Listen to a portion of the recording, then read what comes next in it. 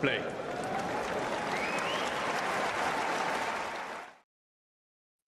Hello, guys, as I welcome you to this phenomenal feast of men's tennis, Rome Round 4, Zhizhen, Zhang, Thiago, Monteiro. How beautiful is that we're getting a matchup like this in an advanced stage of an ATP 1000 event, in an advanced stage of an important tournament. Personally, I think it's beautiful. We also had Lexi in the chat here about an hour ago, already commenting about this too, about loving this matchup and hoping for a win from Z3, which I understand it's Zhang Zhang. You can call him Triple Z, you can call him ZZZ. Apparently Z3 is also a thing. And but Alexi is also okay if Thiago Monteiro takes it. And yeah, I think today tennis wins. You know, Zhizhen, Zhang, Thiago Monteiro, round 4 in Rome. Doesn't that sound beautiful to you? To me, it certainly does. And I'm so excited to watch it with you guys. Zhizhen Zhang apparently chose to receive after winning the coin toss, and it's going to be Thiago Monteiro serving first. Of course, a lot of storylines regarding the two players recently, especially Monteiro, who's having like the biggest, best month of his career, I would say. I mean, the guy essentially, for years, he kind of like, we knew he had the potential to maybe at some point, I don't know, produce a big run in the Golden Swing or something. He makes round 3 at Roland Garros in 2020. And while he has a very high ceiling, his confidence is very fragile. And yeah, he just never really fulfills that promise. Then this year is not going well for him at all. He loses, for example, like back-to-back in South American Challengers to Orlando Luz 2 weeks in a row. And suddenly, everything is just turned around by the time he hits Madrid. He wins over Stefanos Tsitsipas in what pretty much was the best performance of his life. And he continues that maybe even more impressively in Rome. I mean, he qualifies, he makes the 4th round. He only drops 1 set in Rome so far in 5 matches to Miomir Kecmanovic. He was pretty incredible in all of these matches. I think perhaps especially the fact that he was still able to keep going despite facing some real stern adversity against Kecmanovic. That was impressive too. As I said in the past, certainly the Monteiro confidence kind of comes and goes. And it's actually, like, to me, over the years, this has been his biggest issue, the fact that he doesn't trust his game. And half the time he's like not willing to go after his shots. That's not been the case in Rome or Madrid. This is a big opportunity for him.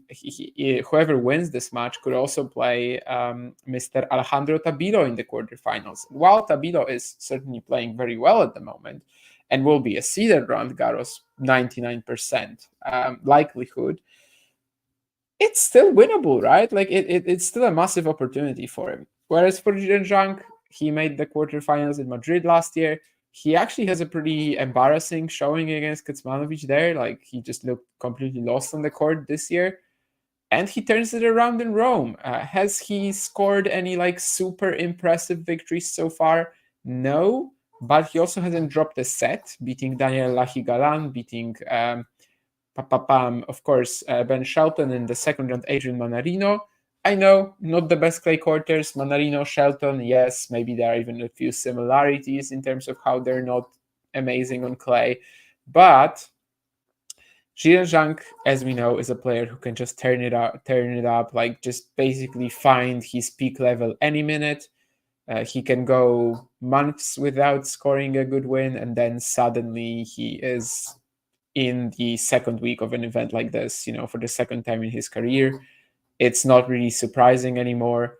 That's who he is. That's how talented he is. As I've said many times on this show, purely on ball striking, I think he has nothing to fear from literally anyone on the planet. It's kind of like all the intangibles that make him, not achieve as good results as some other players do.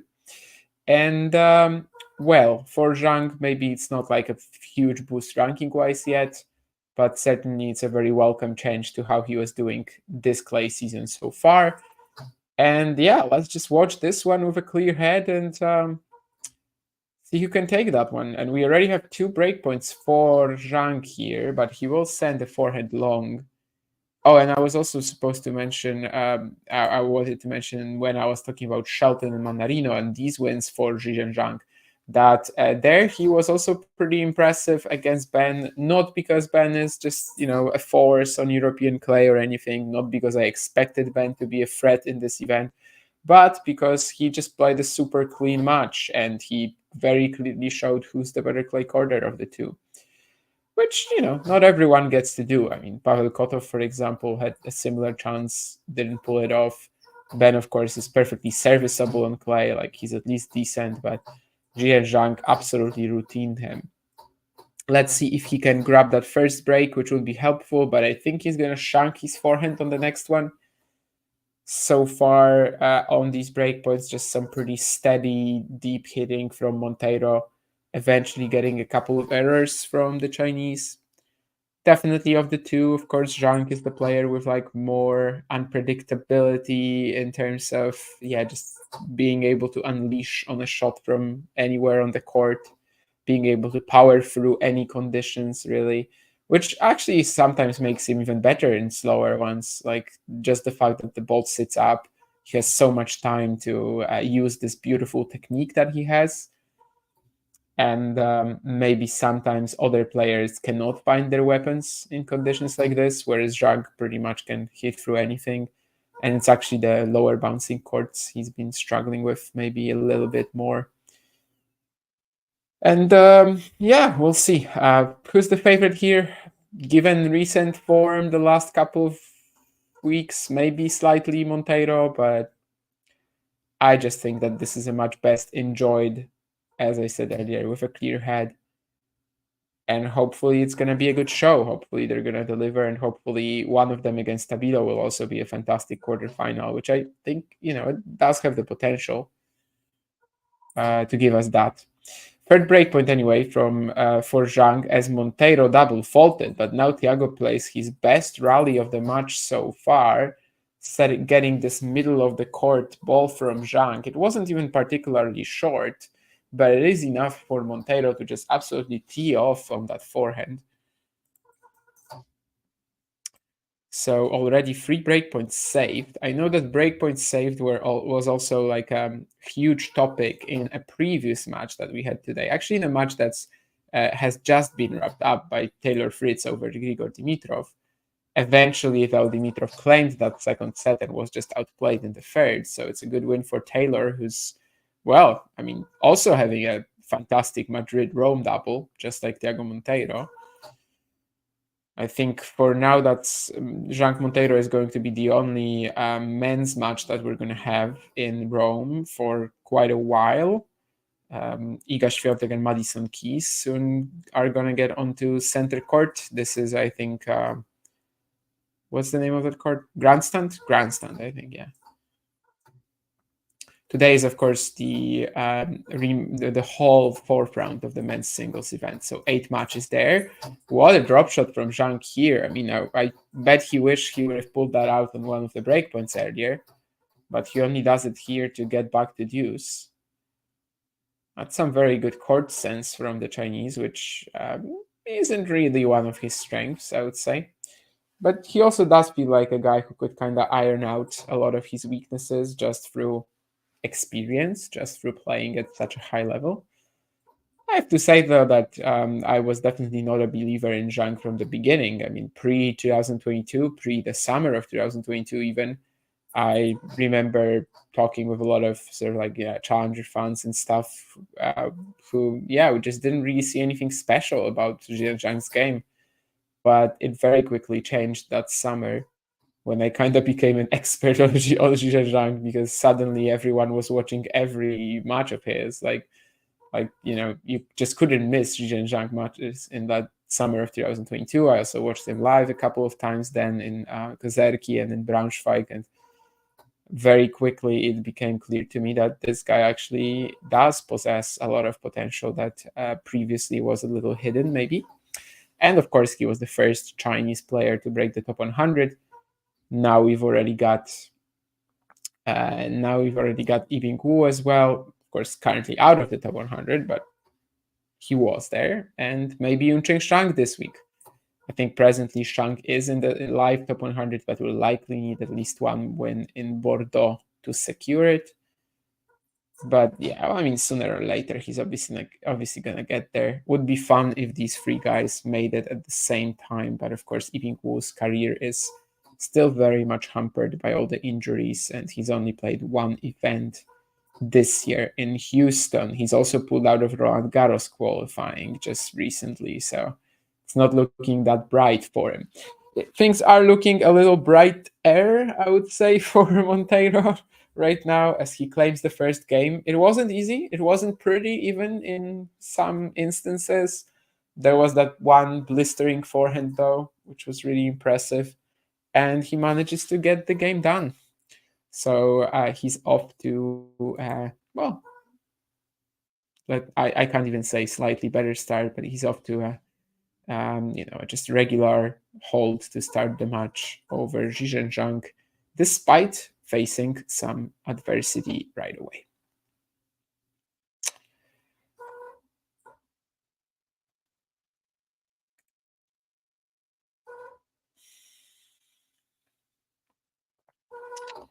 Yeah, we've already gained 2 subscribers, it seems, while this stream has been going on. Or at least maybe I remember the number wrong.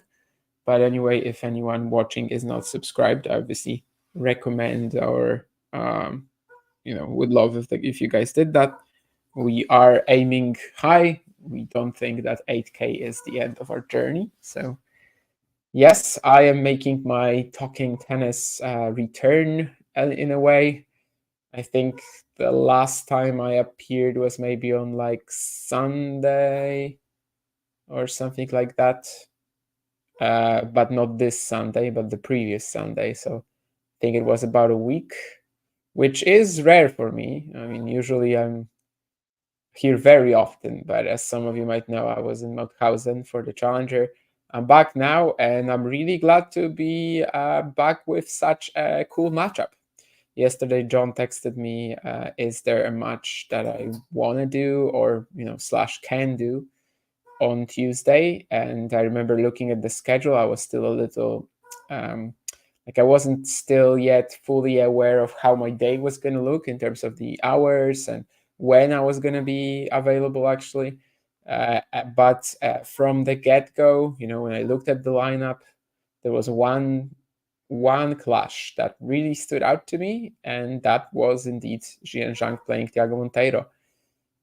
I do think that this is a beautiful clash to have in this very advanced stage of the event. It kind of feels like the event has been going on forever by now. I know it is a thing of these 2-week ATP thousands. I'm not a fan. Then again, as I've said many times, I mean, I've actually haven't watched Rome that much yet, because as I said, I was in Mauthausen, and if you follow more than just the main tour, like, you're not really gonna care about Rome being so long, because, well, every day you have so much to watch. But I can totally understand the people who say it just kind of feels bloated, and, well, it feels like the event started ages ago and we still haven't really gotten into the most important moments. Although it is the draw has really opened up, of course. Sinner, Alcaraz out, Djokovic lost, Ruud lost. So plenty of players will be aggressively seeking their opportunities here. And I think we are looking at 2 such players here. I mean, we've got Zhang and Monteiro potentially. I mean, Zhang trying to equal his best career run at an event like this. But for Monteiro, this is, new ground, basically. I think before this year, he barely had any ATP 1000 wins, actually. So they are one of these players who are kind of taking their that initiative, who are kind of just taking that chance, and, well, or at least can potentially take it. Of course, Monteiro was in the root section, but Kasper lost to Miomir Kecmanovic, who was then beaten by Monteiro. So he's a better fit for what I just said, I suppose. Zhang kind of so far has probably taken advantage of a good draw, which was good from start to finish, given that he had the seeds of Manarino, Shelton, Not exactly the best clay quarters, but I guess now this is where he's falling into that territory of taking advantage of a root being out, and one of them will face Tabilo in the quarters. It won't be Djokovic.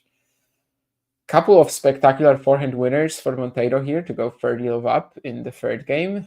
First one was a pass, pretty short angle, and now a 165 kilometer an hour forehand winner inside out. There's also going to be an ace, so Monteiro is maybe in the process of producing a virtually perfect game. Only needs one more hit, whatever that will be now.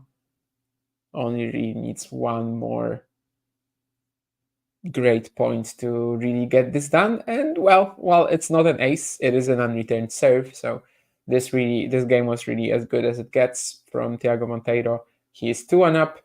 After the initial 3 breakpoint saves, we are a little clearer right now. 14 minutes in, 2 games to 1 is the lead for the Brazilian, but it is on serve.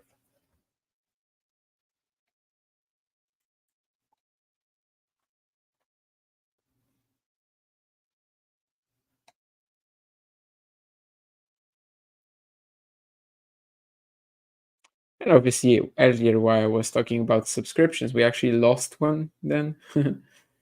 Thank you as well. It's your call. I can't force you to subscribe. I can't force you to stay watching, but if you enjoy the channel, go do it. I, of course, also encourage anyone to leave any comments if you want to discuss anything about that match or actually about any match as well. That's perfectly fine too. We accept all sorts of tennis content and tennis talk here. Sometimes people come in with some very ridiculous questions. I actually very much enjoyed when Nurlan commented about something on my Twitter just a couple of days ago. And in fact, it was in relation to a different Rome story. But I just, as I said, I wasn't really on the channel the last few days, and I remember just thinking, oh, okay, I kind of missed this, I kind of missed a ridiculous Nurlan question. Unfortunately, he did not reply to me, getting to me, kind of burning him there. Well, a little bit, maybe. Just a little bit. Anyway, Zhang at 1-2. But Monteiro catches him off guard with a forehand drop shot. I think after the last game, especially, the Chinese was just expecting to get a big forehand here from his opponent, which I totally get. But Monteiro actually regrips very late and manages to put in a nice shot, and a double fault from Zhizhen might potentially get him into trouble here.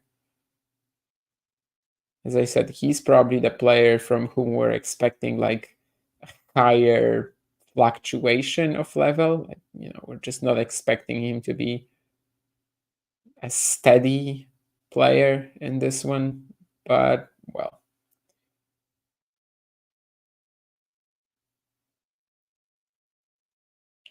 at least in the past couple of matches, he definitely did deliver a steady level of performance and barely had any ups and downs.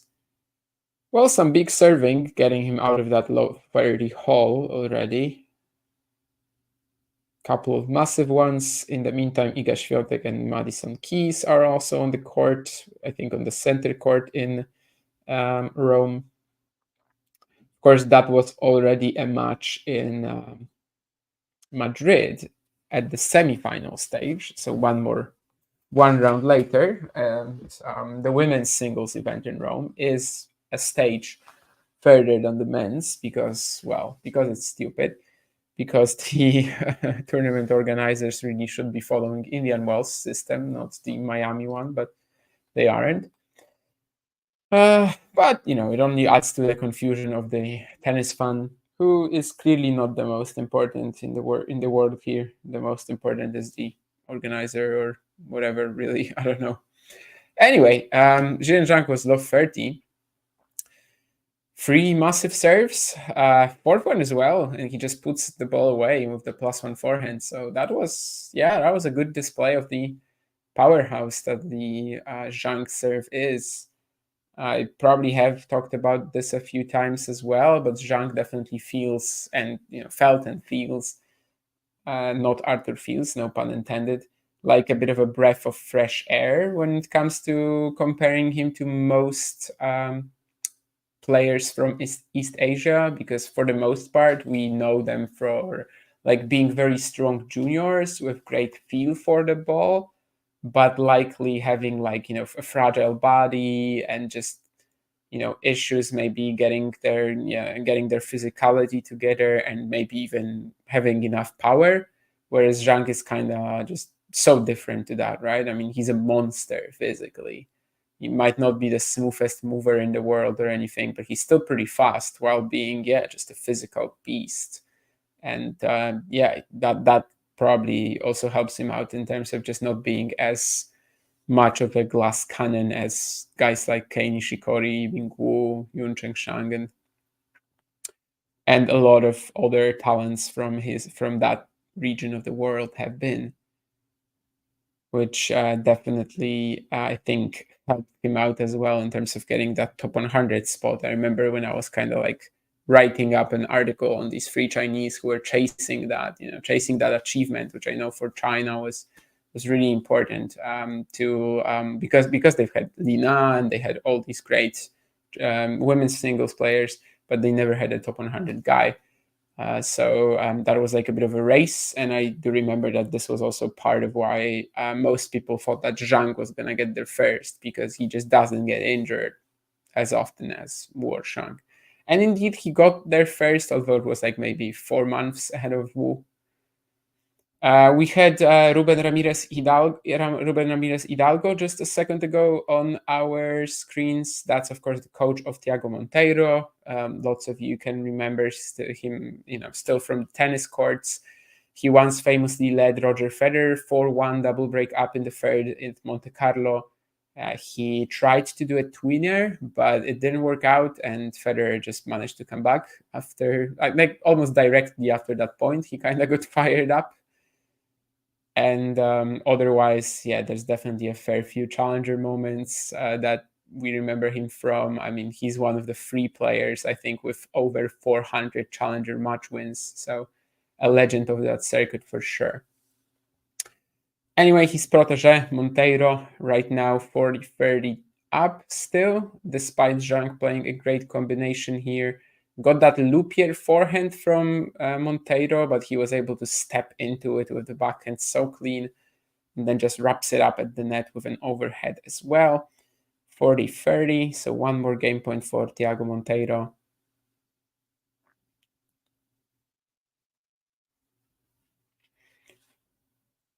I have to say that Rome has been surprisingly serve dominated for the sort of conditions that we usually expect there. Just kind of sea level, not too fast, definitely not fast compared to Madrid, but there's been a lot of matches which I kind of just go with the serve until the tie break. All the Passaro clashes for sure, as Francesco Passaro was probably like the most entertaining player of the week, if that ever became an award. But at the same time, at night yesterday, Medvedev, that looked like a super slow court. So far today, I'd say it's a pretty warm day, and it is helping out the Zhang serve especially. Right now, the Chinese gets it back to deuce, getting this forehand forced error from Monteiro. So he's threatening once again. I think Monteiro just missed that first serve, which would have been an ace pretty much if it landed in.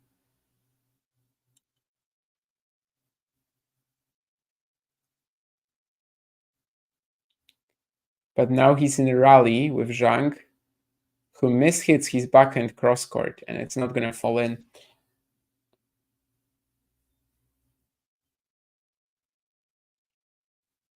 This time the RPMs, the heavy lefty spin on the Monteiro forehand actually did damage to Triple Z, or Z3 as Lexi called him in the chat. I like the Triple Z moniker. By the way, it's not just ZZZ as in, Zhizhen Zhang, but also apparently he kind of has a reputation for enjoying a lot of sleep.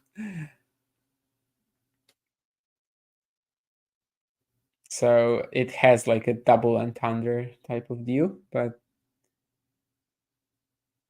I honestly just kind of use it because it's a fun way to avoid just using Zhang all the time in your tweets, or in your article. Maybe I wouldn't use Triple Z, but I do use Triple Z or just ZZZ quite a lot in tweets for sure, just to avoid saying Zhang all the time, or the Chinese, or the whatever years old.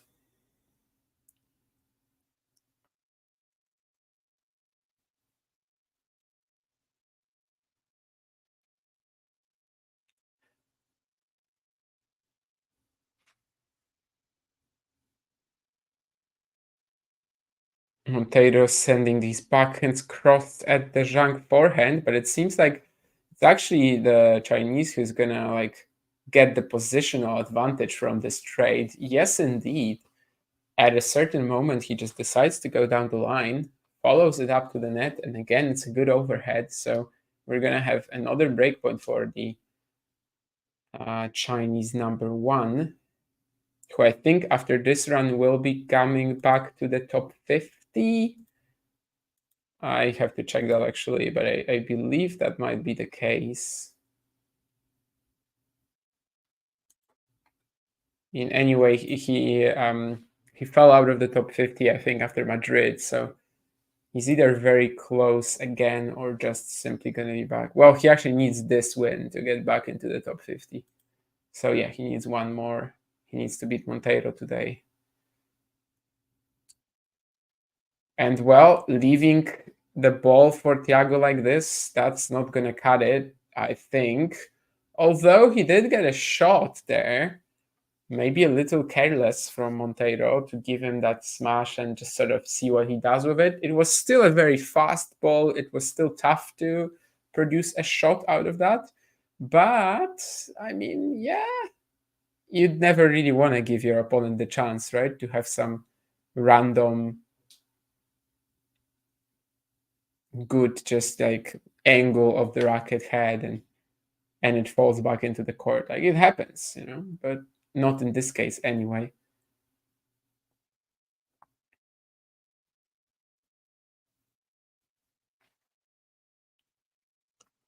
The chair umpire is going to be going down to check out that serve. Zhang already told him that he can just stay back because it's in. So I think this might be a point for Monteiro. Yeah, as I think it was Zhang who stopped play. But he's right. The Hawkeye also shows us that the serve was like slightly on the line. So it's a game point for Monteiro, who might just survive yet another tough moment.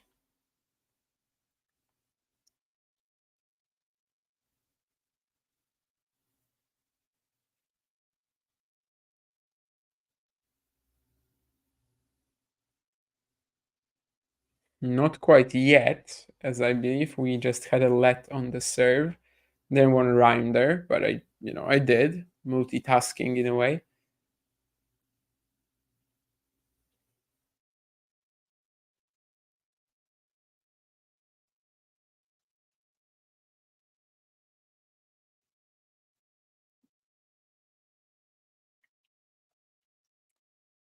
And I think it's Monteiro who's going to open up the court for himself here. Yes, indeed, he forces Zhang to forehand slice just to stay in the point on the defense, and then comes in for the kill. So it's 3-2 Thiago Monteiro now, as he's really surviving this set, I would say, in terms of getting all these breakpoints saved and just staying with Zhizhen Zhang for now, and who knows? Maybe next game after the changeover, he can threaten the Chinese. When I already told you where Zhang would land if he wins this match in terms of the rankings, returning to the top 50, and in fact, I believe that this would set up his career high. I mean, it wouldn't be fully secured yet, depending on the results from Rome and Turin, I guess. So, at least very close to his career high.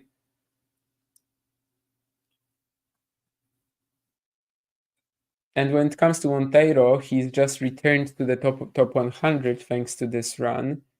And I think one more win would pretty much get him to about 66 in the live rankings. I think is just a tad below his career high ranking. But yeah, as I said, the last season, especially last season up until maybe the last 2 months or so, that was a really poor one on Thiago's part. And then this year at the beginning, like nothing was really suggesting to us that this would be possible. But yeah, he's having a phenomenal Madrid and Rome, which should be able to keep him in the slams for a while, should be able to keep him in the top 100 for a while, which I guess is mostly what you want. And then maybe next year he can attack something in the Golden Swing. Maybe he can attack one of the post Clay, post Wimbledon 250s. Who knows? Although the post Wimbledon 250s on clay might actually be pretty good this year. Given what we're going to get there is basically a lot of players just trying to get some practice in before the Olympics. Players that maybe usually wouldn't be showing up in that part of the season. And it's not like pure speculation yet, by now, because we've had some early announcements from all of these events.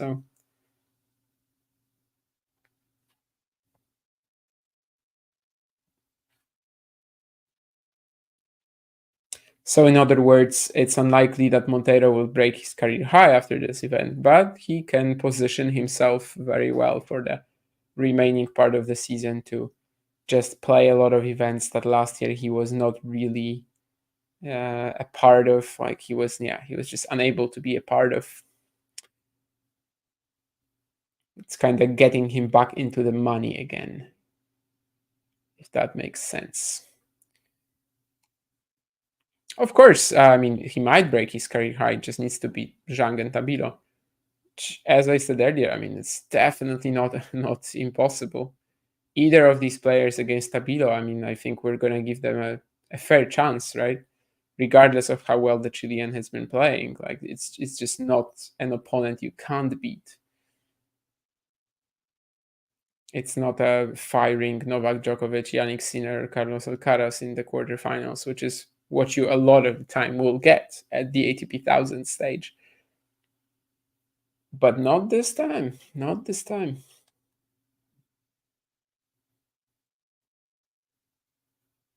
And with Monteiro, of course, one of the main maybe storylines right now, as Zhizhen Zhang blasts an ace to go 3-all, is that he will still be playing Roland Garros qualifying, because the cutoff for the main draw, it came a lot earlier than his results getting better, right? So he is going to be in the qualifying for the French next week. And I mean, I know there aren't any easy favorites in Grand Slam qualifying, but like Monteiro will be very heavily expected to get through that draw. I don't know if he will actually do it. Grand Slam qualifying tends to be extremely tricky. Grand Slam qualifying tends to be one of the most sort of like level playing grounds on the tour. But given this form, given what he's been doing in Madrid and Rome, it will take a real threat to stop Monteiro there, I think.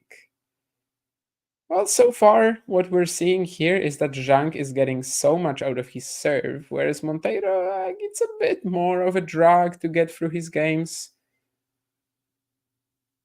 Zhang has been continuously putting on the pressure. Maybe at some point it will amount to something, but as long as it hasn't, Monteiro is obviously in good shape. I see some commenters in the chat. Hello, Jane. Hello, Terry. Tops as well. Ghosty. Let me see if there were any interesting questions. Where would you rank the minor on clay? 11-20 range or outside? I think he's been kind of showing that he's probably a little bit outside the 11-20 range. Like, he's definitely not in the top 10 on clay. I think what we've seen from him so far this year kind of suggests that he's, well, if he's in that 11-20 range, then near the bottom of it, right? Like, that's maybe what I would say. I have to say I have pretty high hopes for Alex on clay in general. I mean, it is a surface that, okay, he's got issues with like penetrating with his ground strokes, sure, absolutely. He definitely like can't attack on it as well as he can do on other surfaces. His serve improvements don't matter a great deal, but I would still say that, well, of course, in terms of the foot speed, the court coverage, all the years he spent practicing in Spain too, I do kind of expect more. But then again, if you throw him into a match like today with Stefanos Tsitsipas, then I'm not really sure how my hopes would be like, high for him today. Like, nah, it just doesn't really seem like a big possibility that he will defeat someone like Stefanos, right? So maybe like realistically thinking about it, if he is in that 11-20 range, then it's near the bottom of it, and really near the bottom of it. Certainly not anywhere close to 11, 12, 13 spot. What I've seen so far this clay season would actually suggest to me that he's probably below the top 20. Not by far, again, not by much, like definitely not by much, but is it just a me problem or is Tennis TV down as well? Because my stream broke down and then I turned on another one, which is just like straight up Tennis TV, and that one is showing me something from an hour ago. Actually, a replay of Kachanov against Tabilo, which I already watched. I don't want to watch that again, guys. Well, let me see if I can quickly find something here. We did not miss a break, at least, because Thiago Monteiro is now 4-3 up, but I would like to still, get to see the match. Is that too much to ask for? Just not sure where the issue lies. Is it on my end or not? I don't think it's on my end because the stream is working okay. And yeah, I just can't see the stream at the moment. In anywhere I look. All right. Hopefully this clears up very soon.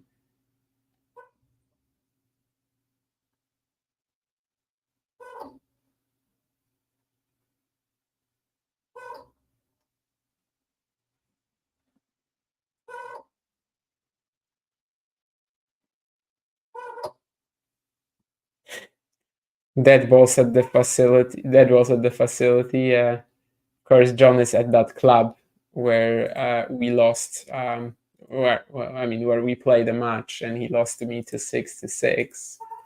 So that's what he's referring to. He was not satisfied with the quality of the balls that we played.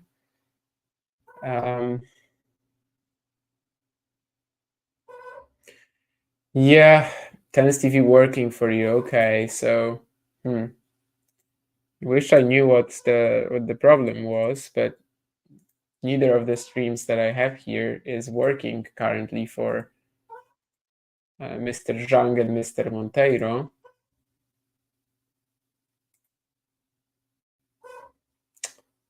Let me see if I can figure something out. Deminor is gonna need to do a lot on hard courts to qualify for the finals. Absolutely, indeed. I think a clay season here, like, something like, I don't know, 600, 700 points, like a really strong, but not an overwhelmingly amazing clay season could really be something that like sets him ahead in the race and really makes this a full-on possibility. But yeah, for now it's just not been happening. While I'm still fighting to get my stream working, and it's just not. That's not nice, but everything should be fine. I'll try to put it on my phone maybe, and I guess if it works there, I'll just watch it on my phone, but I don't think that's the issue. We'll see anyway. Like a challenger stream right now is working for me, so I guess it has to be one of the ATP providers doing something wrong. Maybe as Ghosty said, when it comes to Tennis TV, it's never a you problem.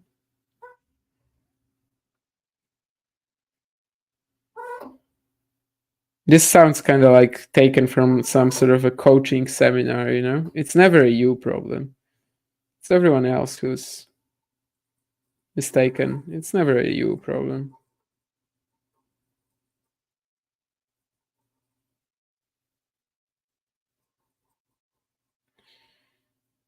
Uh, Sorry that it's like this, but I'm currently trying to set it up on my phone, which isn't the most pleasant experience either. And I guess I can't. I don't think I've had a situation like this before. Not too sure what to do, in fact.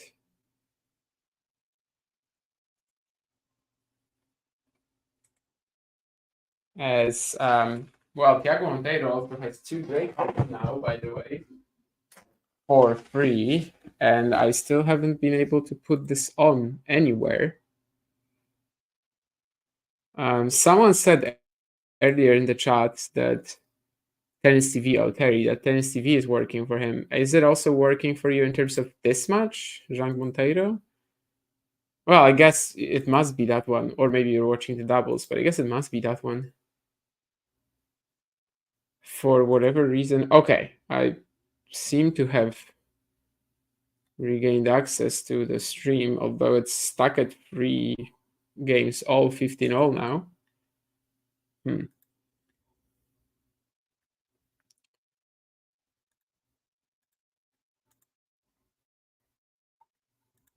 As I've said before, not ideal. This here I still see Thiago Kachanov. Well, that's a mess. I don't think I've ever had that before.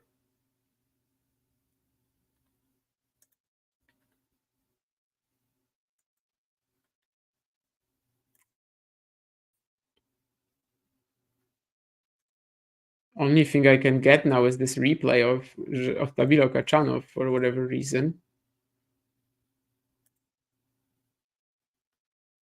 But maybe they're in the process of fixing up that Monteiro Zhang stream, as at least now I see something on the screen, although it is a still from... Okay, we're back. Zhizhen Zhang, advantage at 3-4, finally. That took a while. You can do a play-by-play, Ghosty, absolutely. And I see that you've done great.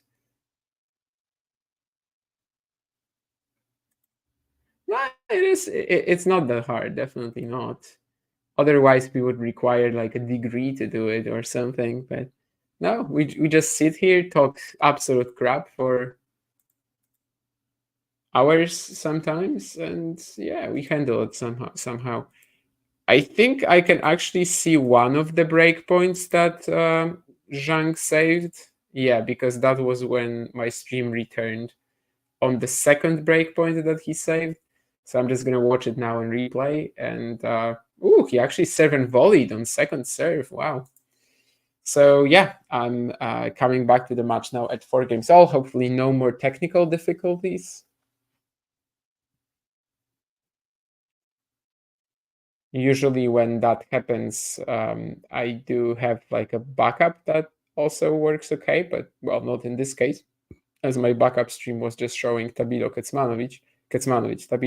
Hachanov for whatever reason. And that's a match I watched earlier today before Zhang Monteiro, as this was also the same court.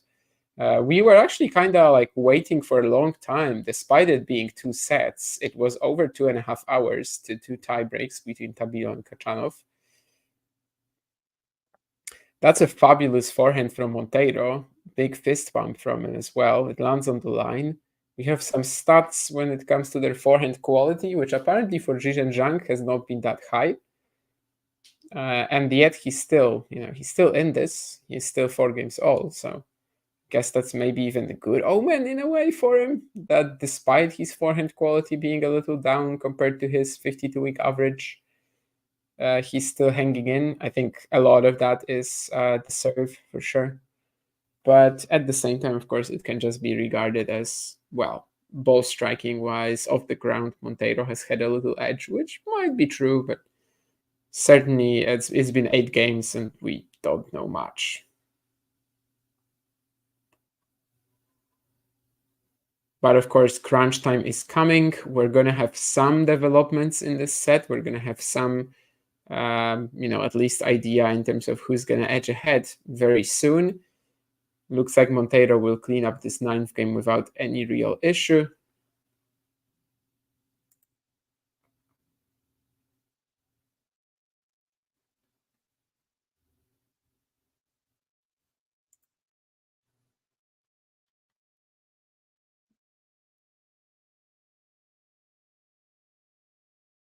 Yeah, Ghosty, I can see that. I mean, you do spend quite a lot of time on all of these streams. If not a degree, you definitely have a lot of experience, which I think in many jobs can basically be something that replaces experience or something that replaces a degree. Iga Świątek 6-1 up on Madison Keys on center court, by the way. That's not going too bright for Madi for the 2nd week in a row. And Thiago Monteiro with an ace here, 5-4. Of course, as I mentioned earlier, in the women's singles event, we are already in the quarterfinals. So if Iga Świątek beats Madison Keys, she's going to be just 2 wins away from getting that Madrid / Rome double done. We should, by the way, come up with some sort of a name for that, right? I mean, we've got the Sunshine double in March. Do we have any other doubles? There's the Croatian double in Split and Zadar. That doesn't count, though. No. I mean, it's also there's a week between them. I guess we don't really have any other doubles, but we should definitely start calling Canada and Cincinnati something, and also Madrid and Rome something.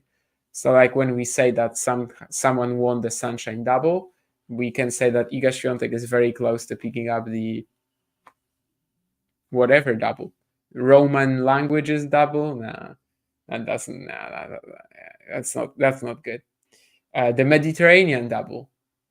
But then why wouldn't we include? Yeah, Monte Carlo is not there on the women's side, so that's why you wouldn't include it. Maybe, yeah, let's call it the Mediterranean double.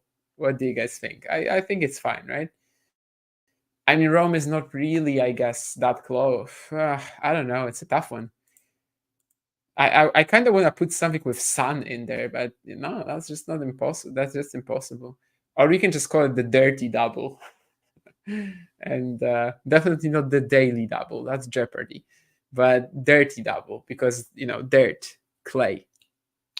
Earthy double? No, that doesn't make sense.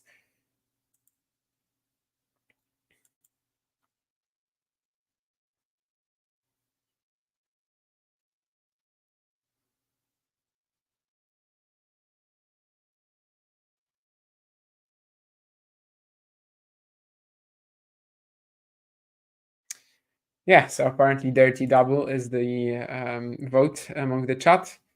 But yeah, for now, let's just focus on Zhizhen, Zhang and Thiago Monteiro. Iga Świątek will come later in the week. Or actually, well, of course, we'll also be monitoring whether she actually beats Madison Keys today. But indeed, so far, she seems in good shape. John said earlier that he was watching Lloyd Harris, who beat Federico Ferreira Silva. So I guess he's not going to be watching Lloyd Harris anymore. I would recommend him to watch Alex Mikkelsen against Enrique Rocha, although a pretty big upset chance there, if it's even an upset, if Mikkelsen loses to Rocha on clay, and I would probably say hell no. Monteiro kicked off this game with a really nice combination, and it seemed like he just has everything, here, but yeah, then in the end he actually ends up missing the final forehand, which must have been pretty painful, I think.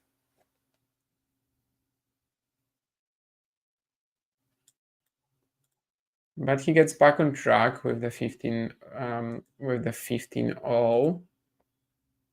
Just 3 points from winning the set, but of course it's still quite far away on the Zhang serve. Will it be getting closer or further away? Trading backhands, and I think Monteiro has a nice lineup here for the forehand. Doesn't fully commit to it though. It's Zhang now on top of the point, really attacking Monteiro, but the shots are coming back. Whew, there were a few really good reactions and gets from Monteiro there. But in the end, the last powerful shot, the cannon cross-court backhand from Zhang, is just a little too much.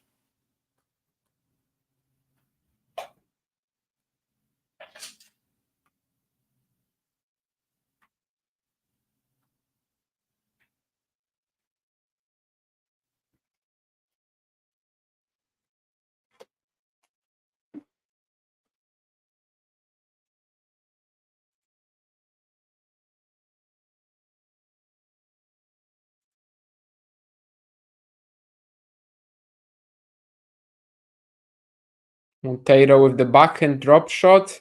Is it perfect or is it out?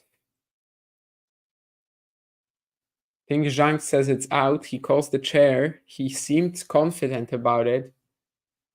And yeah, indeed, it's out. That's a painful miss for Thiago. He could have easily been 2 points away from the set here, 30 all, but indeed he misses that backhand drop shot by just a tiny bit. And it seems like Zhang might get a chance to get us to 5 games all and still sort of leave us in that position where after 10 games, we have not learned all that much.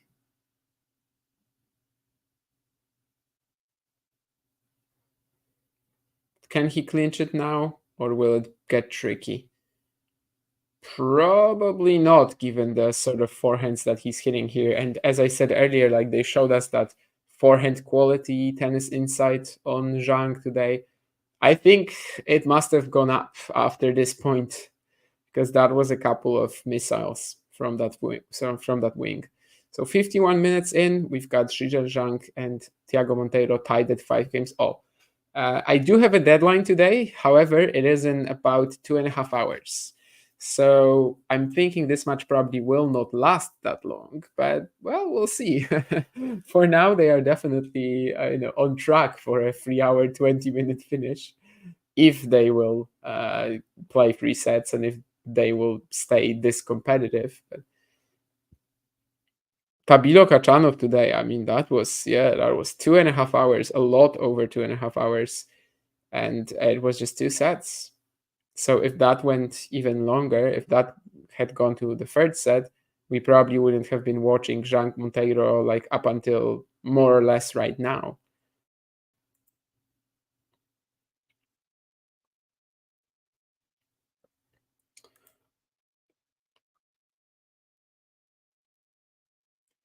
Yeah, I just mentioned that briefly, but indeed Rocha is the favorite over Mikkelsen and clay, which, yeah, I'm not that surprised by, although a marginal one. Paul will knock Mehdi out, says Terry. Very possible. I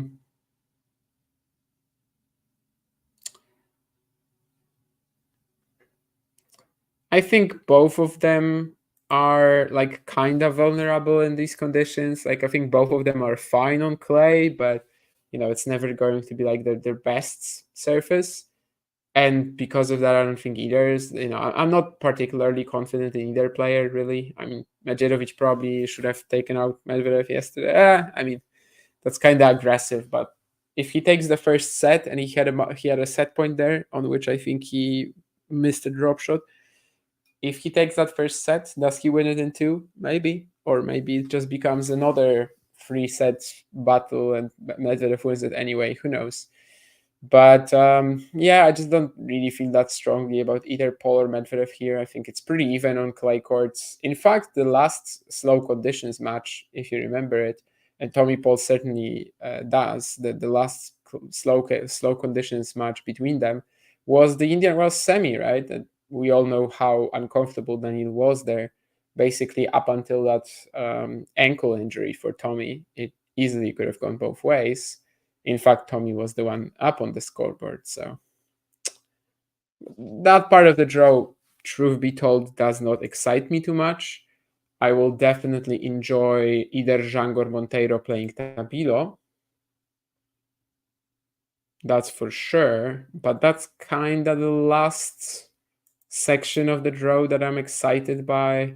I mean, we're probably going to have a Zverev Fritz in the quarters. I don't really want to watch that, to be honest. Tsitsipas Jari, if we get it in the quarters, is that exciting? I guess I would still have a lot of trust in Steph getting through in Rome, but maybe. And then, bottom, we've got Hurkacz, Baez, Paul Medvedev. Yeah, it's like that top quarter is the last thing that interests me in Rome for the most part. So, Borges and Demon win today, says Jane. But yeah, I mean, they're not going to, right? I doubt either will win. I mean, Demon, he's I just think the matchup with Tsitsipas, of course, over the years, it's been very tough for him. And while he did turn it around in Acapulco, getting this done on clay, where like he can't put any pressure really on Steph, I don't know if I see it. I mean, their matches so far on clay courts have been pretty brutal for him. And Borges over Zverev, I'm just not convinced Nuno will have the quality in the long run. Like, yeah, Zverev will probably just be too solid.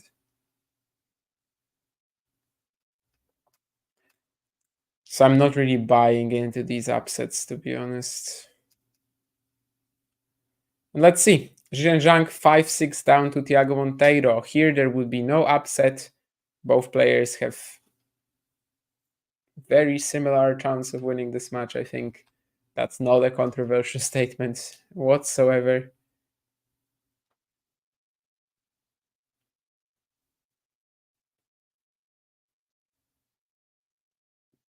Both players have definitely faced some adversity on their serves so far in this set, but still no breaks. And if Zhizhen can follow up with this, just hold for the sixth time and for the 12th, if we're talking about these two players combined, then we're going to have a tiebreak.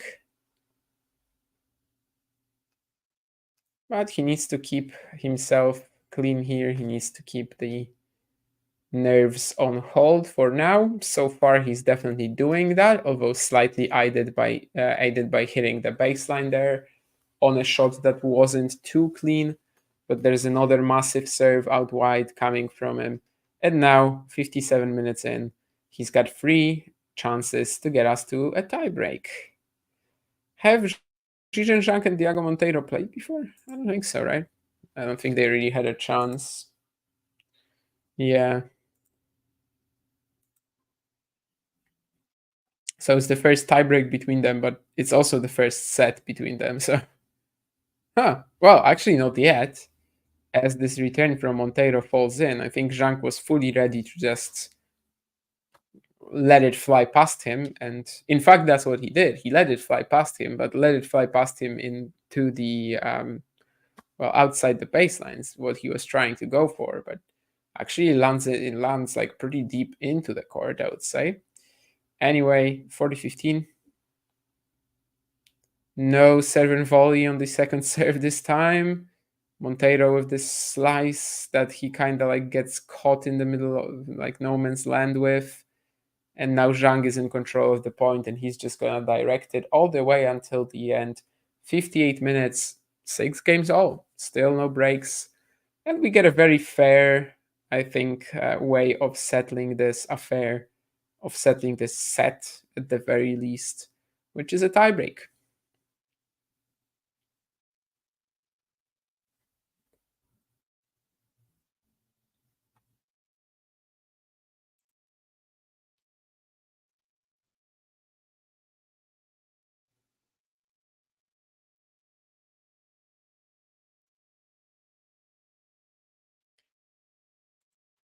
I mean, yeah, some new names in the final rounds are really good, and as I said, Tabilo against Zhang Monteiro, that's basically the only section I'm still interested in. But I also see how it can be a bit detrimental to the event. I mean, you might end up with a, let's say, Australian Open 2023, right? The one that we did in Bonn, where like the first week is literally the most interesting I've ever seen, and then the second is a complete dud because Tsitsipas and Djokovic just win all their matches straightforwardly, and the final is also straightforward for one of them. So yeah, that's some pretty good tennis IQ here from Zhang to throw in that last drop shot. He didn't need to be perfect, it wasn't, but he just saw that Monteiro was completely gone in that point already, that he was off balance and he was not going to even attempt to chase it down. So it's a mini break right away for Zhang. I don't know how much these will mean. Probably not that much on clay courts yet. It's the seventh. Well, it's the first backhand winner for Zhang. It's a drop shot, though. I personally think that we should probably be separating ground stroke winners with the other ones. But anyway, that's what they showed me on screen. Both guys have one backhand winner each, and Monteiro is out winnering, if that's even a word. Zhang 11-7 on the forehand side. But now it's Zhizhen Zhang with an ace. He's fifth of the match, the same as Monteiro. And he consolidates that mini break lead. But let's see if he also follows up to go 3-love up, which obviously would feel pretty sizable.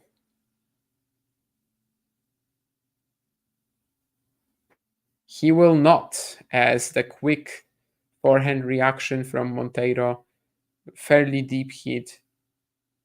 Zhang is not comfortable hitting that back. And we are already back on serve in the first set tiebreak.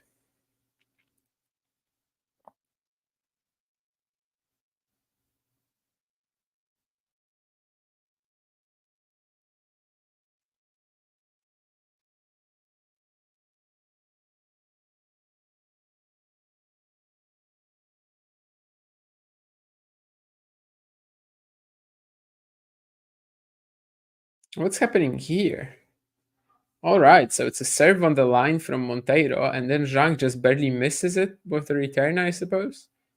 Yeah, there was a bit of confusion, but in the end, well, not for the players. I mean, the players clearly knew what was happening. It's just me who was confused. So I guess in Poland there was a bit of confusion about this, but not in Rome. And we are in Rome. What happened in Barcelona happened. What happened in Madrid happened. Here we are. We are in Rome. And we are in Rome indeed, says Thiago Monteiro with this brilliant forehand combination, opening up the court with a good angle and then just slamming it down the line when he gets the opportunity to.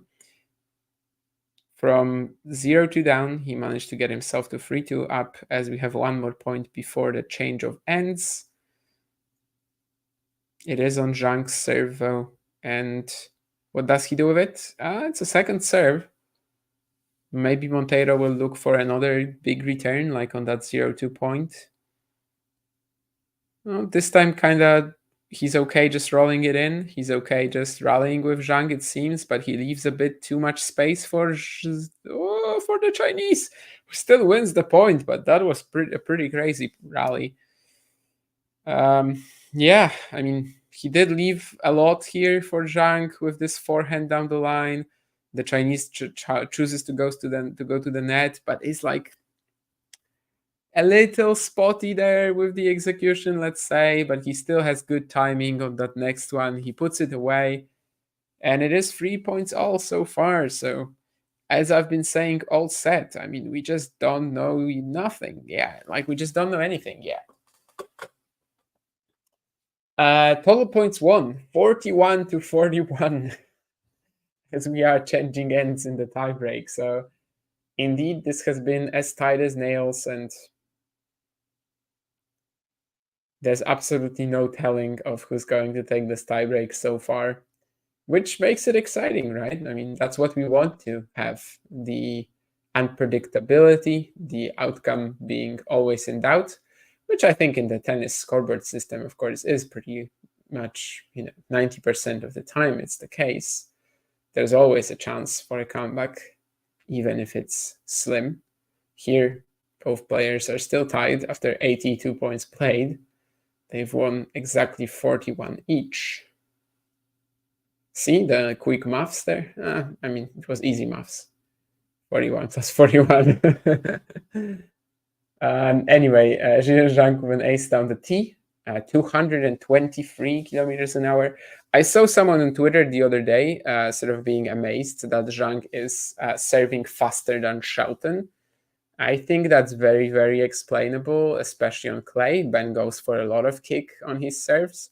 That's not to say, though, that Zhizhen doesn't have a massive serve. I mean, he absolutely does. Partially thanks to that, he is now 4-3 up, and it's Thiago Monteiro who has to worry about winning his, the points on his delivery now.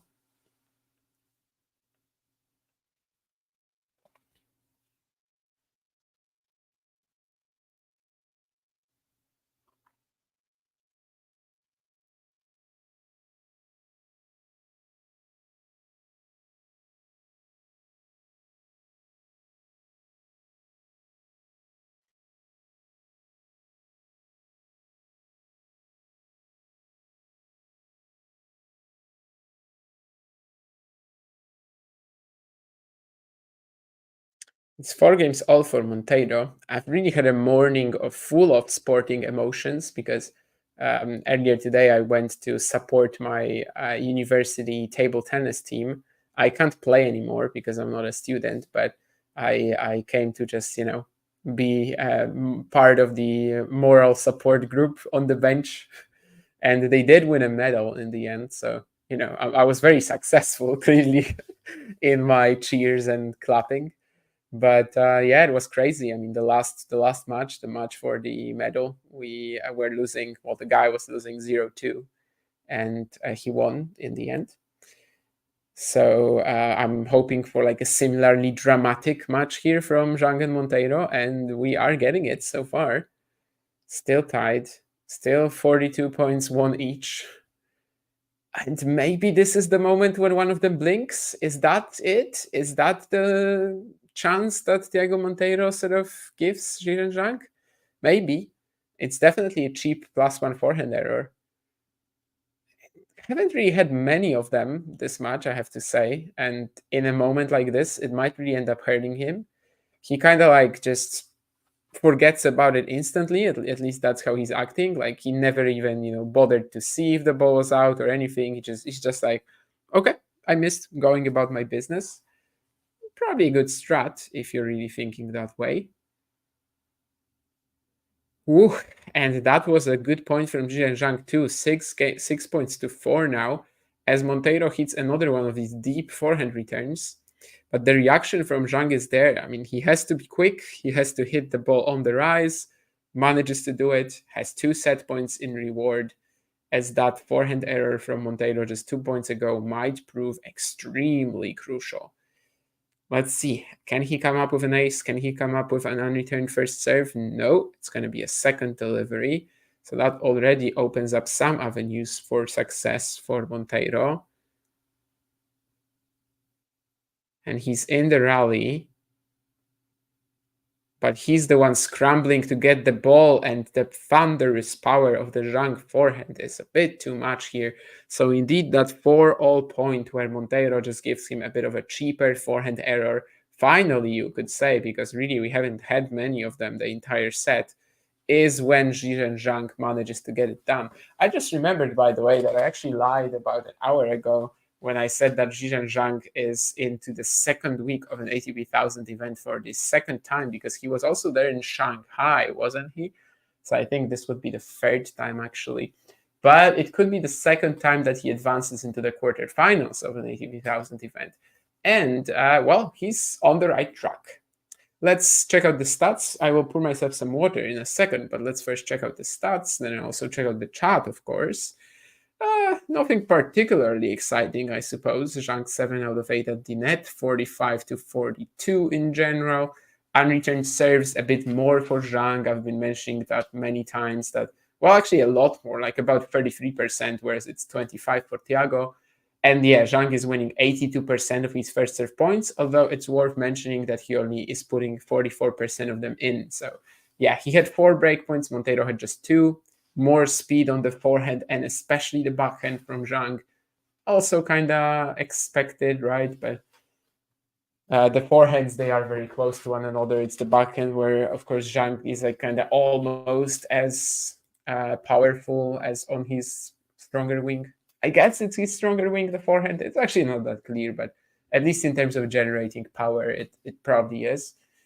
I would stick to that, let's say.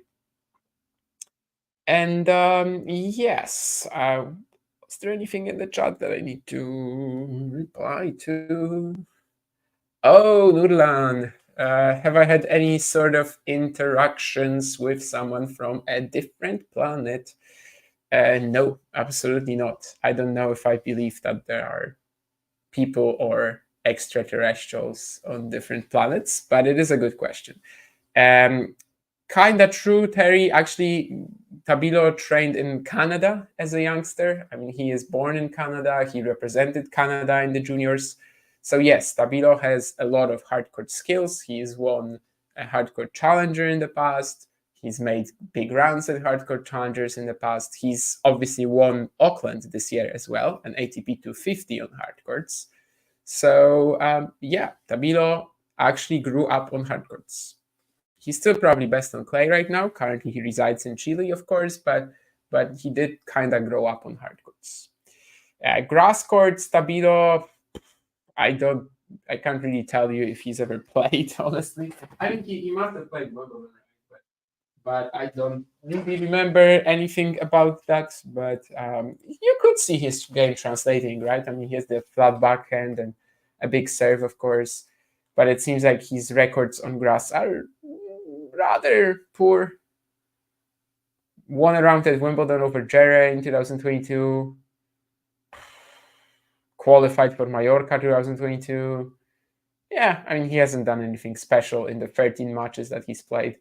One of them losing to Zhizhen Zhang in 2021, which I think was the first Grand Slam major that Triple Z played, qualifying for Wimbledon at the time. But yeah, hardcourt skills, absolutely. He grew up on hardcourts.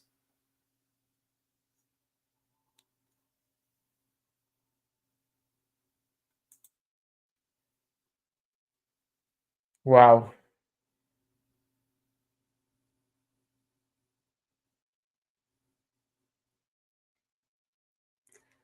Wow.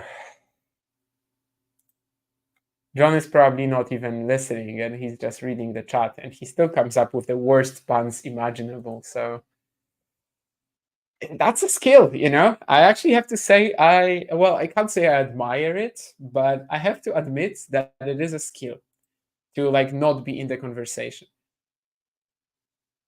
I was saying he went to US at 14 to train. Yeah, but earlier than that, he was living in Canada, right? And yeah, he grew up in the Canadian system. I think he was born in Montreal, if I remember correctly, or Toronto. One of these anyway. Let me check that, just to not give you any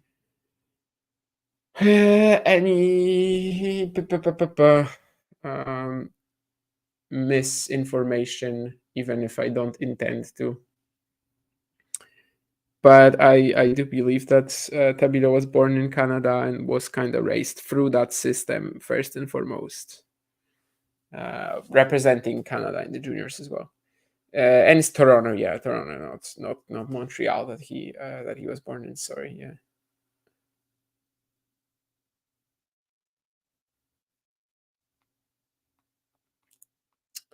But anyway, yeah, that's kind of where he started out. So yes, he does have a lot of experience on hard courts.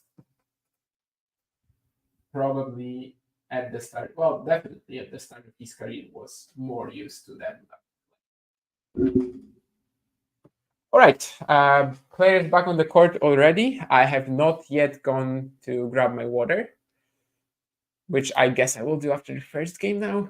It's kind of tough to find the right moment to do it, you know?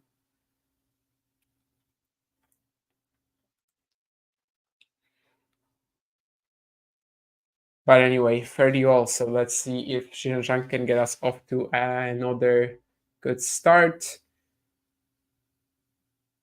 He's going to after that mishit from Monteiro.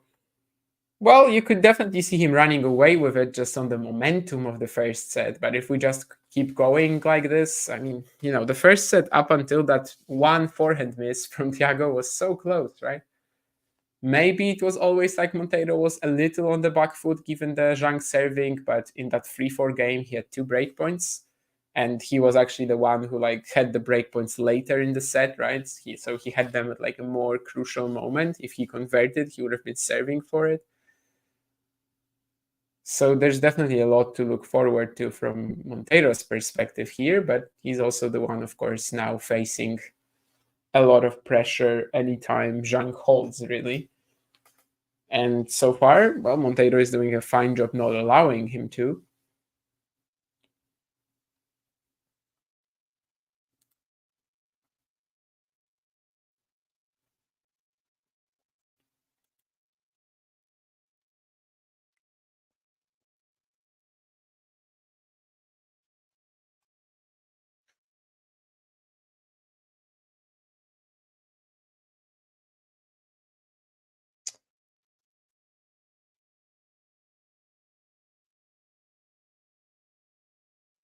But again, the serve comes, well, to his rescue, sort of. I mean, it's a deuce, but I think we can also say to his rescue in a situation like this when, well, he's not exactly that comfortable in the game.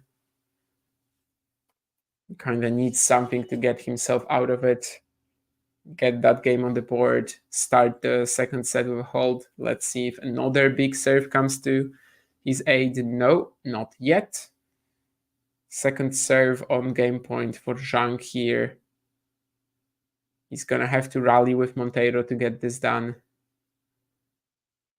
Slice from Monteiro with a nasty bounce, and he sets himself up for that forehand inside out and just nets it. That's on him. The slice that he played was actually got a very nasty bounce. I think it wasn't meant to, be this good. But anyway, it did set him up for a great forehand, but he just didn't convert that. We have some stats as well about games 1 and 9, where Zhang's backhand was mostly going at the Monteiro forehand and down the middle. And apparently this must have changed in the meantime, because that's what we're going to have here. I guess he wasn't going down the middle anymore, but still mostly through the forehand. I don't know if this is such a meaningful change. Although actually 50% down the middle. I guess he did start playing more cross-court backhands, right? When that was like a vital shot in the tiebreak, I think. I'm gonna get that water now, finally.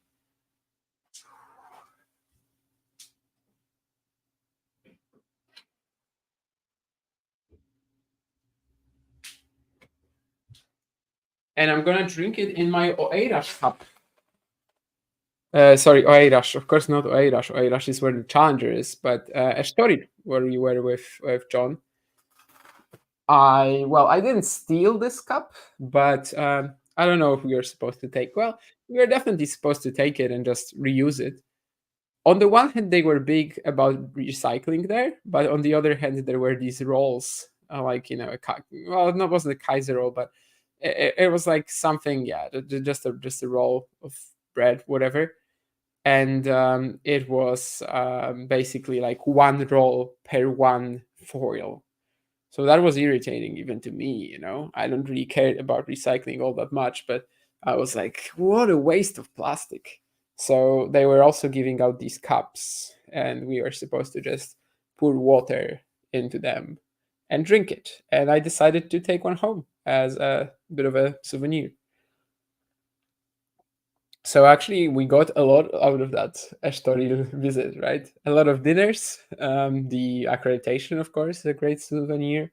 The program they also gave us, the program of the tournament, and I guess this and the hat.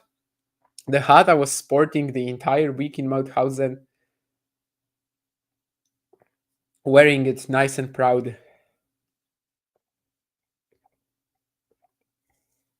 in front of Luca Pui, in front of I don't know who else actually was there in Estoril, and was also in Mauthausen. Choinski, I guess. Franz and Jebens, I think. Not too many players, but definitely Luca Pui, the champion in Mauthausen. Of course, not in Estoril. But we did talk to him in Estoril with John and some other journalists. It is on the channel. If anyone is interested.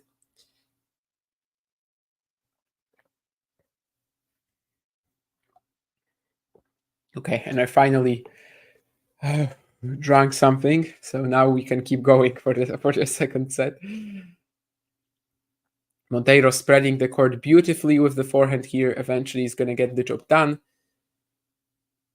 Was careful not to make the same mistake as on the previous shot, on the previous point, when he just kind of set himself up for a great opportunity and didn't take it.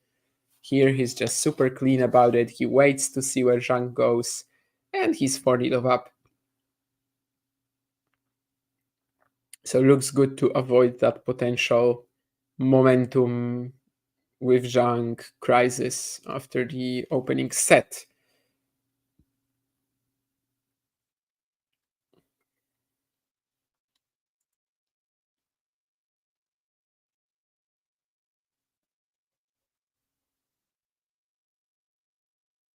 Which one looks most like a mafia boss? What? Did you show something? Ah, you did. Okay. Jesus. Should I know, by the way, who that other guy is or not? But I don't think you look like a mafia boss here. The pants kind of don't fit. I think clearly the first guy looks like a mafia boss. Like there was this very crappy computer game that was sort of based on Vin Diesel.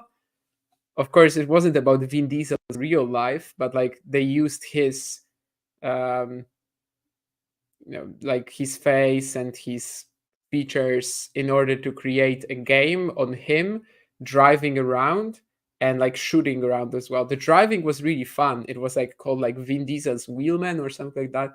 The driving was really fun. The shooting wasn't. But basically, in this game, you had to take down like a few gangs, and one of them were the Romanians. And I'm pretty sure like that was literally how they were dressed, and I think that also like he looks pretty similar to that leader of the Romanian gang or whatever. Maybe it wasn't a leader. I played this game when I was like 10 probably, but but yeah, I think that basically this guy on the left looks like one of these Romanian mobsters from that Vin Diesel game, and the guy on the right no, I mean the guy on the right does not look imposing. But he is indeed rocking the Estoril merch as well, which I have to appreciate, given I've been rocking the Estoril merch myself. So, although he is wearing the cup backwards, which, as I've said before, this is definitely like a failed attempt to look cool from a person who's trying to be hip, but also getting older. That's the psychoanalysis that I can get from this picture. Whereas, the OGs, they wear the cap in the normal way, frontally. And yeah, answering your question, it's definitely the guy on the left who looks more like a mobster, a mafia boss, actually, you said. But I would not put you in The Godfather. The other guy could be in a sequel to The Godfather, which would take place in Romania, or at least involve some Romanian mobsters flying over to New York City and starting their own, uh, yeah, borough or whatever. Anyway, here we have Zhang 1530 down, but he handles that well again. Just a heavy forehand hit. Monteiro won't be able to handle it. But on the previous point, a similar shot ended in a shank, so he is kind of balancing on a thin line here.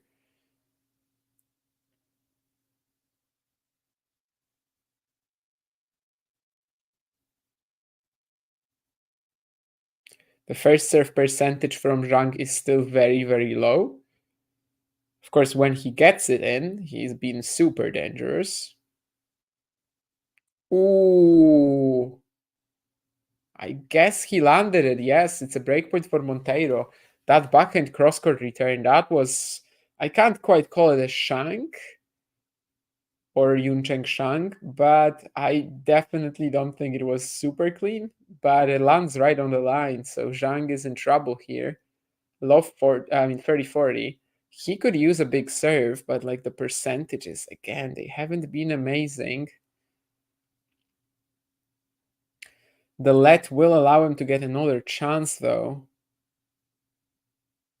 And I think he misses that first serve. So again, it's just not easy for him to dominate as he probably could if that percentage was a little better. Oh my, that was a crazy point. Some really good quick reactions from both players. Monteiro hitting that deep shot. Zhang kind of has to be creative and come up with something. He does. Monteiro then, he like just literally invents a shot in order to get this back. And then Zhang is like a little tentative on the forehand approach. He leaves the door not wide open, but he leaves the door a little bit open for Monteiro to pass him cross court. This time the shot does not go in from Thiago, though this is a similar attempt to the forehand pass that he actually landed in the first set. But he will have one more opportunity. Again, it's a very deep, heavy backhand off the baseline, giving Zhang fits. And of course, we still have not had a single break in this match, despite quite a few chances now. I think, in fact, if Monteiro doesn't convert here, we would be on 0-4 and 0-4 for both players, I suppose. Oh my, but this will be very tough for Zhang to stay in the point. But he actually will. Oh my. So there was a huge serve from Zhang, and he gets a short ball out of it, kind of makes a mess of it, and then has to come up with a half volley to get out of the situation. It's not perfect, but it is enough for Monteiro to miss when he tries to track it down. This was definitely another moment when Monteiro could have broken Zhang, and well, it was very close to that happening. In fact, the first serve's just not cooperating for Zhang at the minute, and the entire match, really.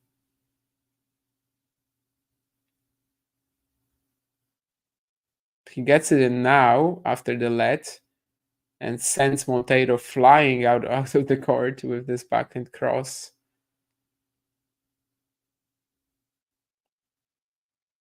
So indeed, as I mentioned earlier, we are both players are now on 0 out of 4 in terms of breakpoint conversion, which I mean, right now it is a situation that suits Zhang. He's the guy who's okay if we are going to stick, if we're like just going to keep holding. as with every single hold of his, the pressure just goes up for Monteiro.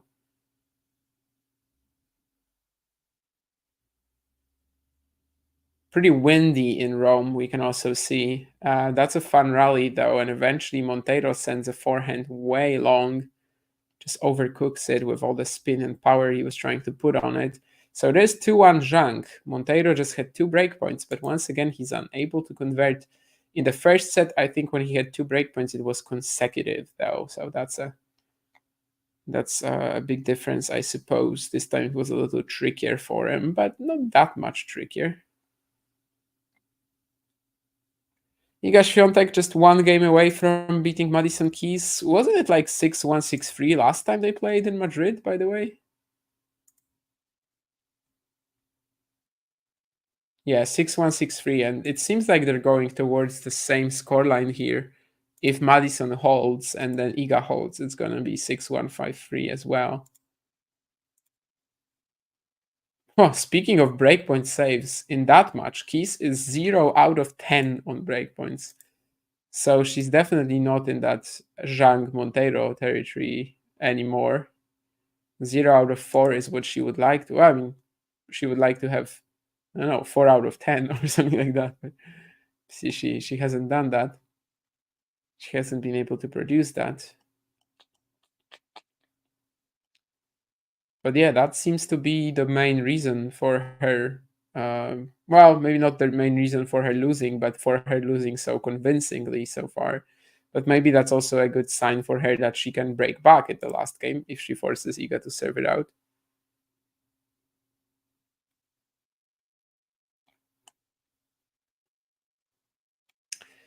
Our earlier interaction shows that John was, at least for a while, indeed listening, so I have to be a bit cautious because earlier I did say a few things about his pun game, so I have to be a little careful.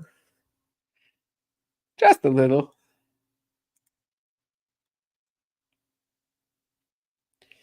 But yeah, Zhizhen Zhang still not broken in this match, and of course they both now saved 4, but that was a close call here, especially that point where he half volleyed and Monteiro, well, didn't have a fully open court, definitely not, but he had a lot of time on it.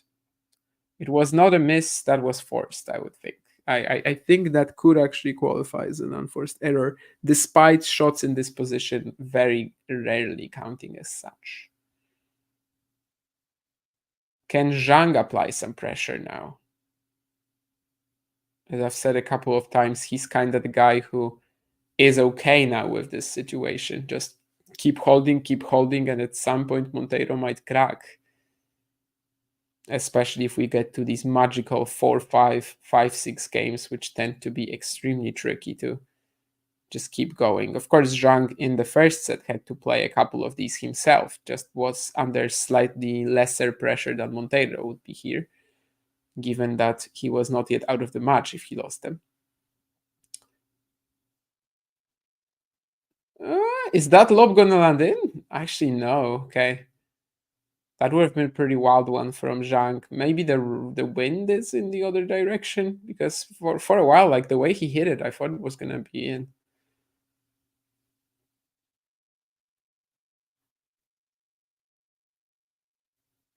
It's kind of hanging in both of these points, but in the end doesn't get either of them. So doesn't look like this will be the game where he threatens Monteiro, at least not so far.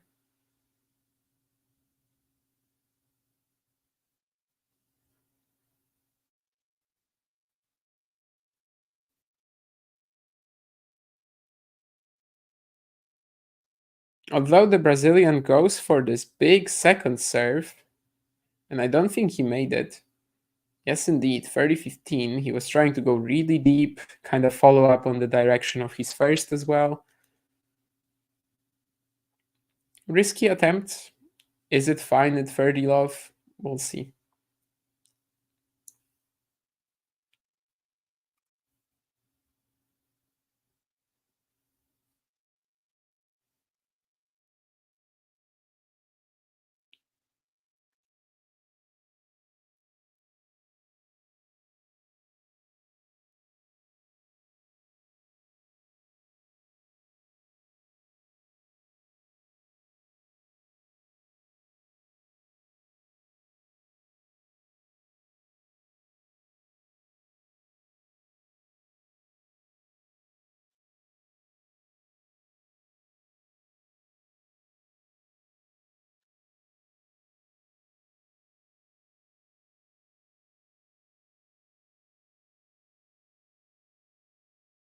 And another double fault. I mean, 5 points into this Monteiro service game, and the only ones that Zhang has won so far are the two double faults. But I mean, it does keep him within touching distance. Just one more point, and we're suddenly at deuce. But Monteiro now has to really control himself, especially if it gets to that second serve. Can't afford any more slip ups. It's not going to be a second serve. But can he win the point? Ooh, Zhang trying to go for this super spinny banana forehand down the line. He misses it. Pretty tough to change directions, I think, of that Monteiro inside out forehand. And we are at 2 games all in the second set. So still, no one has broken serve yet. 25 minutes into the second set, we've had some action, but we still maintain the status quo, which is probably better for Zhang at the moment.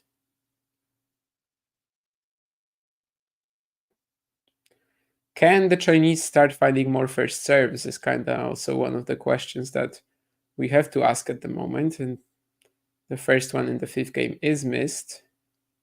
He's still winning quite a lot on his second, but it's just not the same domination, really, and not the same amount of just unreturned serves.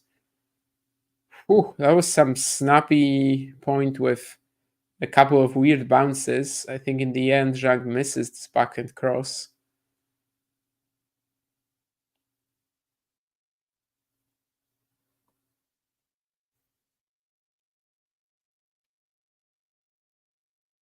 Still not finding first serves, and by now it does sort of like it's starting to feel like a big stain on his performance in this match, and something that's not really allowing him to keep winning his games easily. But will he win the point? Sets up a pretty high ball for Monteiro, not that much that the Brazilian could do with it. A couple of slices from the guys now. And Monteiro tries to keep going with it, but nets that last one. Some good survival instinct from Zhang here. There were a couple of balls which were fully out of his comfort zone, I think, and he wasn't even lined up for them too well, especially that one slice down the line from Monteiro. He was just pretty clumsy at it, and he had to come up with something, which he did.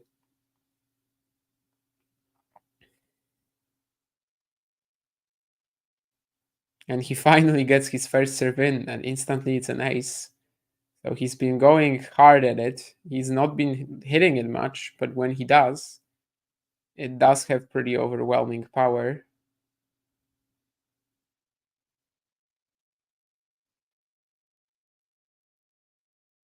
I think in the second set, his percentages might have gone down even more, I think. I will check that in a second, maybe even after this game, just to have a clearer view on it after we have 3 games completed already by Zhang on his serve. And by the way, Iga Świątek did beat Madison Keys 6-1, 6-3, so it's the exact copy of that scoreline from when they played in Madrid just a week ago.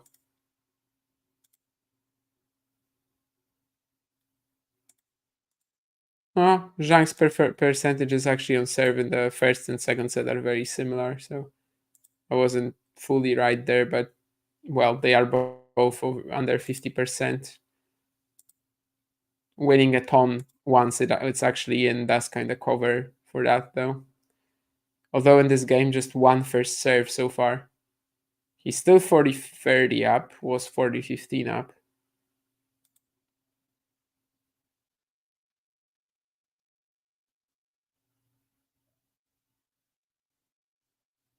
Yes, that was what it was about, John. The grass hard pan, yeah. I was just saying that while barely listening or barely following the stream, you still come up with the worst puns imaginable, and that this is actually a something to I don't know if admire, but something to notice as an asset, as a trait, as an ability. And Zhizhen Zhang finds another ace. So he hit 2 first serves in this game out of 6, but both of them were aces, and it's enough with a 50% win rate on all the other points it's enough to keep him going in this one. So 7-6, 3-2. Zhizhen still, well, not firmly in control of the match, but he is ahead. He is up a set. So definitely he's the one who can pile up the pressure on Monteiro here. And we'll see how the Brazilian responds to it. John, I hope you're watching Mikkelsen Rocha now. Although, I don't know if it's actually such a brilliant viewing experience with Mikkelsen on clay being, well, a bit of a mess. But Enrique Rocha is definitely a talent worth following and probably a much better clay player than Alex, even at this stage of his career. Sorry if you're experiencing some echo right now or whatever. I'm trying to fix my mic, which I kind of accidentally... Okay, now it's gonna be better. Sometimes I just accidentally tap it and then have to do this procedure. Thankfully, it's not a surgical procedure. I don't have that sort of precision. Zhang also doesn't have that sort of precision. Thiago Monteiro sometimes on the forehand. But they're no Roberto Bautista Agut. Roberto Bautista Agut would fix my microphone in a flash.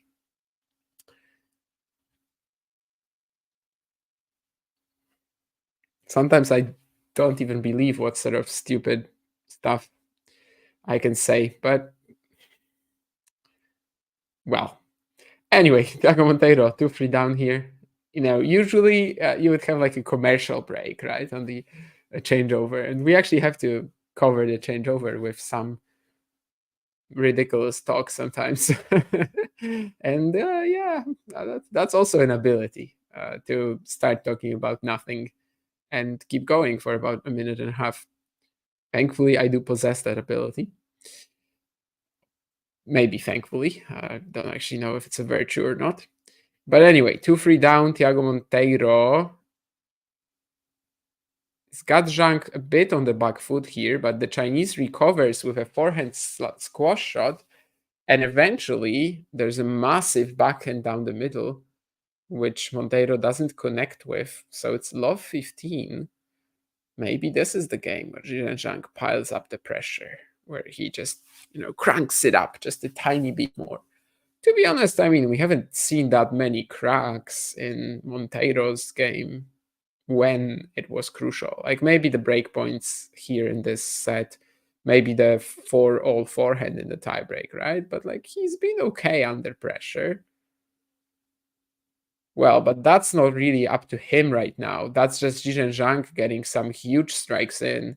The first one landing on the baseline and the other just kind of throwing the racket out of Monteiro's hand, just almost blasted it out of his hands with these last forehands. So this really is a moment for Zhizhen to step up. Love 30 at 2-3. Potentially just 2 holes away for the Chinese to get his second ATP 1000 quarterfinal. It would be a wonderful opportunity for him. Let's see if he can get this done. The lack of first serves in this game from Monteiro is not helping him, that's for sure.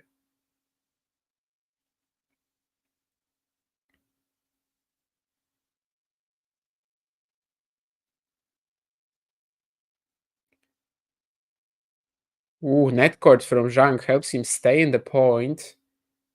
And Monteiro will have to win it all over again. And he doesn't, and Zhang is there with this massive backhand cross-court. This really might be the moment where the match is won/lost. As we now have 3 breakpoints for Zhang. So, as I mentioned earlier, both players on 0 out of 4 in terms of breakpoint conversion. And well, now is when we learn a lot about both Zhang and Monteiro and how they will react to this moment, which basically looks like the most important moment of the match. Love 40 down here, Thiago Monteiro. What can he come up with after 3 pretty sensational points from Zhang? I know that he had to, in order to stay in the previous point, he kind of needed that net court at one point, but still, he did, and he's been perfect in this game so far. Jenson Brooksby says net courts are not accidental. Again, some decent defense from Zhang, and he manages to turn this point around. What a game. He breaks Monteiro to love with a really good set of points. Uh, nice defending, huge, heavy baseline, shots touching the baseline.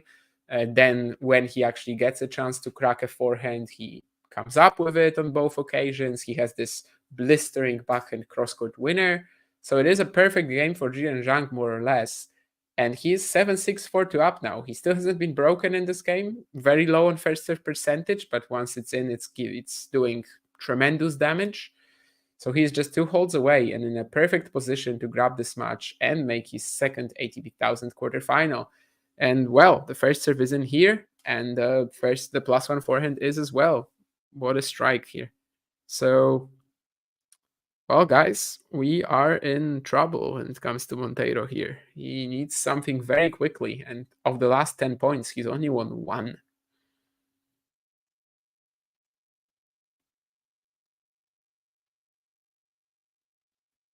If that's possible, Zhizhen Zhang has seemingly only like fired up even more the last couple of points, last couple of games. But maybe Monteiro can do something about that. He manages to get him uncomfortable with the forehand inside out angle here.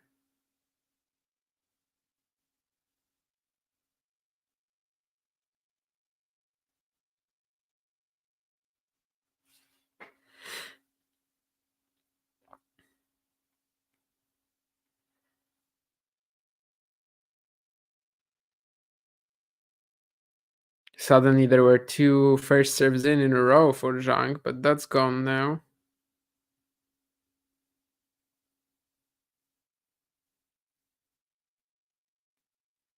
Whew. And he tries to go for a massive forehand down the line too, misses it. So suddenly, from that energy intensity that we had, it's 15-30, and he might have to show some resilience again. The streak of points that he won, 9 out of 10 and 4 in a row, of course, to break Monteiro, that was fabulous. But now he also has to deliver now here. Ooh, and that's another first serve. Devastating power. Still needs to put it away, but it's just, yeah, there's no way you missed that, really.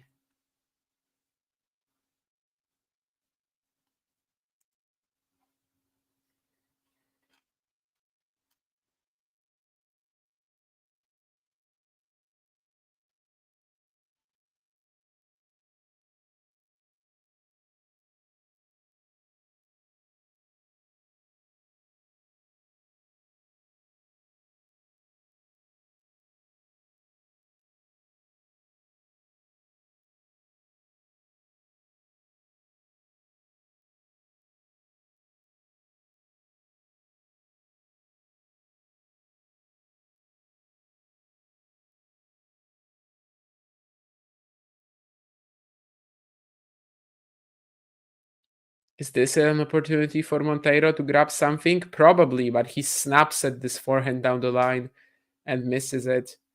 But this was a real shot. I mean, he had Zhang in the trenches there after Zhizhen tried to run around his forehand, but like didn't fully have that much.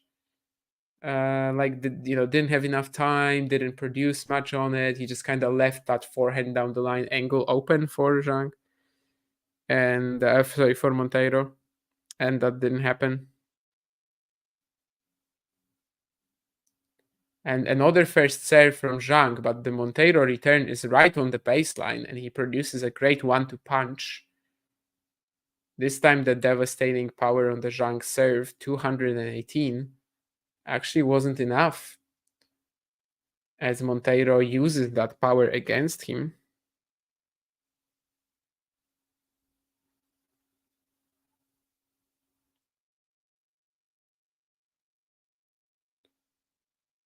But that's another first serve. In this game, he's actually making a lot of them. And this time he only needs to put a smash away. It's like literally super close to the net. Very tough to miss it.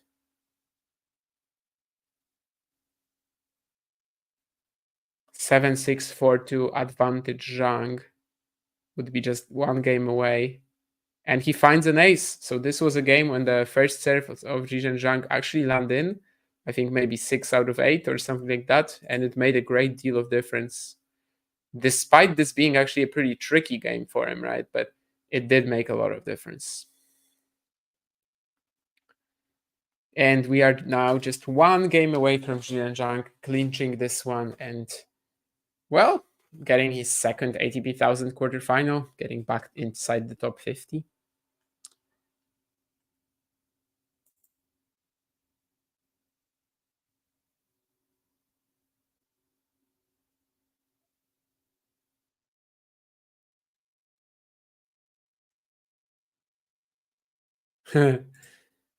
Yes, Nurdan, I am very upset when you're not watching my streams and when you're just watching Iga instead. I mean, Iga Świątek, who the hell is that? You should be watching the big Paul, right? The most important Paul on the planet, me. There should be space for just one Paul in your heart.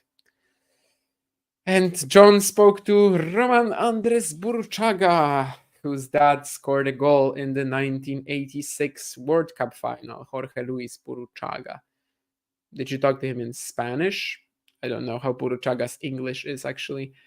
He was in Mauthausen. He was the second seed, but he lost to Gerald Melzer in the second round. After that match, I actually did talk to Gerald Melzer. And also, Burchaga is coached by Leonardo Mayer, which I hope you mentioned or asked him about as well. I'm sure the legend was there with him, given he was in Mauthausen. Well, I'm sure. I mean, I suspect at least.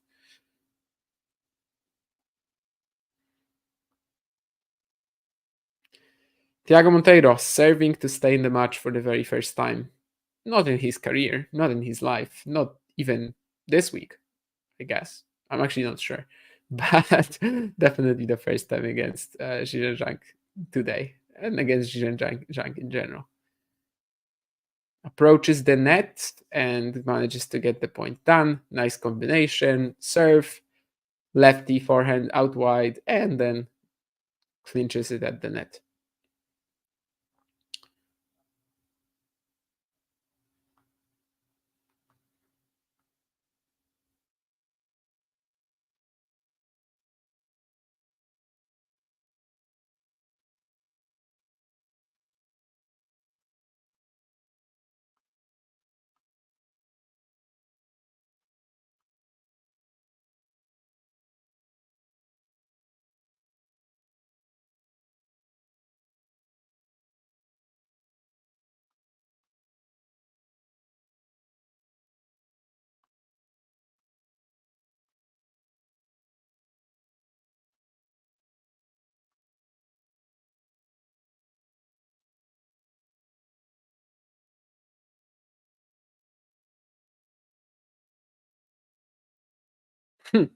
Nasty angle on that serve. Is it actually in?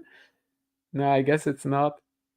They're gonna check it. I thought it was in, but I guess the chair is actually, yeah, the chair is gonna say it's in, and I think it should count as an ace. I would say that Zhang probably wasn't gonna have a play on it. He's gonna argue with the umpire a little bit, but I mean, yeah, now he just takes down the mark. That was a really nasty angle from Monteiro, and the Hawkeye also clearly tells us that the ball was in.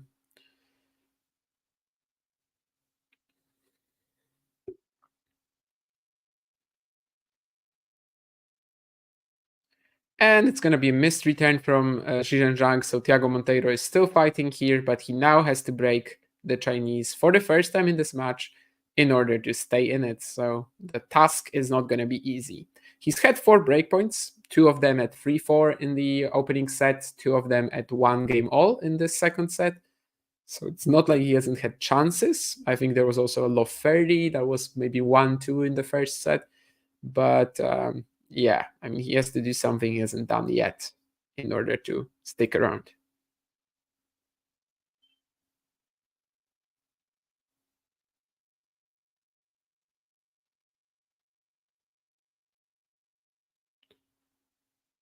Monteiro will be regretting that missed return, I think, although it did land on the baseline. On the baseline, on the line, the serve.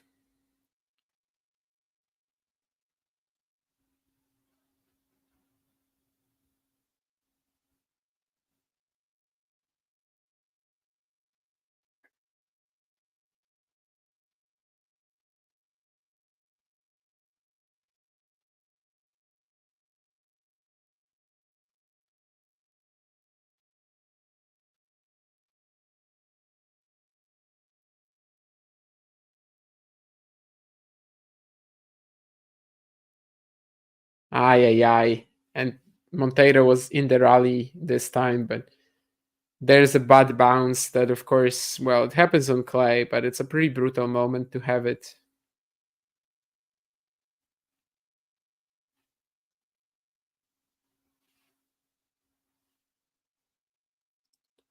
So 30 love up, just 2 points away for Zhizhen.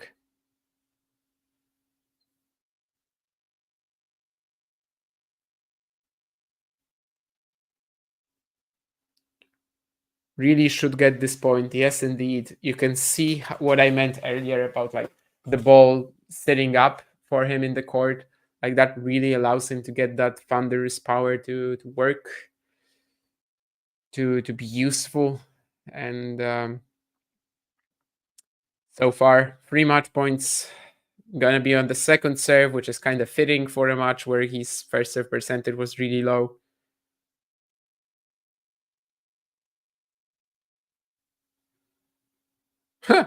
And now a bad bounce actually gives Monteiro a point. Well, it's kind of fair, although of course, yeah. I mean, at this in this scenario, even like this 1 point all trade with two bad bounces, one for each player, it kind of helps Zhang because he's so close to winning the match and he's on serve.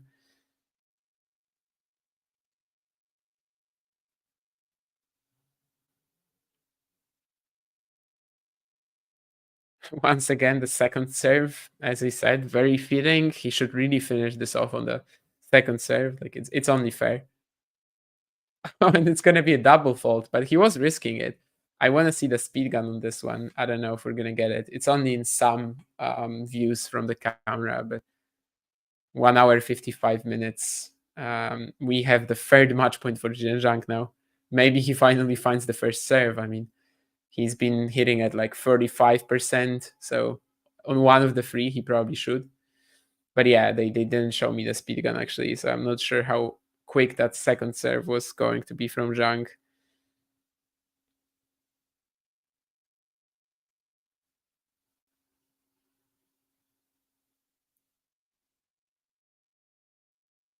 And it is a good serve actually to end it. Yes, it is an ace out wide, 7-6-6-3. As Zhang goes to his second ATP 1000 quarterfinal, he will come back to the top 50 after Rome. We still cannot be sure if he actually breaks his career high, but we're gonna find out very soon. Hello, Peaches, and hello. Thank you for the membership. Bad news. Looks like Sinner is not playing RG. That was also what the guys are mentioning. Yeah, the doctors advised him to rest. He's supposed to make that decision in a few days. Yeah, it would be pretty nasty if he was not there. The way I was like kind of envisioning Roland Garros the last few weeks was Sinner, Djokovic, and Alcaraz still play, and they're still dangerous. Like they kind of play themselves into form as the tournament goes on, and they're still dangerous because it's the best of five format. But well, maybe we're not gonna get that from at least one of them. But yeah, when it comes to Zhang, Thiago Monteiro, top 50 return for him locked up. Second ATP 1000 quarterfinal, second on clay, Madrid 2023. Great match, I think. Other than the first serve percentage, Zhang was really good. Yeah, but when it was actually in, it was doing a lot of damage. Monteiro kind of had like this one moment in the first set tiebreak, right? That one mini break, he kind of surrendered 4 games all. Sorry, 4 points all. A cheap +1 forehand error, something he was not really doing the entire match, and that well, I can't say that sealed the deal, but that was a match of really fine margins, especially in the first set. So it was very important. He didn't convert any of his 4 break points, And also, Zhang just played a flawless game to break him. That break to love in the second set was just spectacular. So in the end, I think the winner is the one that probably deserved it, given how the match sort of played out. But it was still a very tight match, and I was expecting a high quality contest between these two. I got it. Zhizhen Zhang will now take on Alejandro Tabilo in the quarterfinals, which, well, I can't say it's a 50-50 right now. I think Tabilo will be the favorite, but it's definitely gettable for both players. And I will be very excited about this one. As I mentioned earlier, this is pretty much the only part of the draw in Rome that still excites me. Thank you, Terry, as well. Thank you, Sean. You joined later, but thank you anyway. Thank you, Peaches, for the membership. Ghosty, Alexi, and everyone that was there. Nurlan, of course. How could I forget Nurlan, the most important member of the chat, even though he only wrote like 2 or 3 messages here. Jane as well. And yeah, keep tuning into the shows. Keep tuning into some other content that we're going to be releasing as well. John, as you know, is in Oeiras this week at the Challenger. Next week, he's going to be in Strasbourg, I think, at the WTA 500. So we're going to be back with some content from events on the channel, but also the watch-alongs up until the end of the week in Rome. We're definitely going to get that. For today, this is me signing off. And yeah, I'll probably see you guys tomorrow or the day after on some other stream. Maybe Zhang Tabilo. We'll find out. Anyhow, bye now.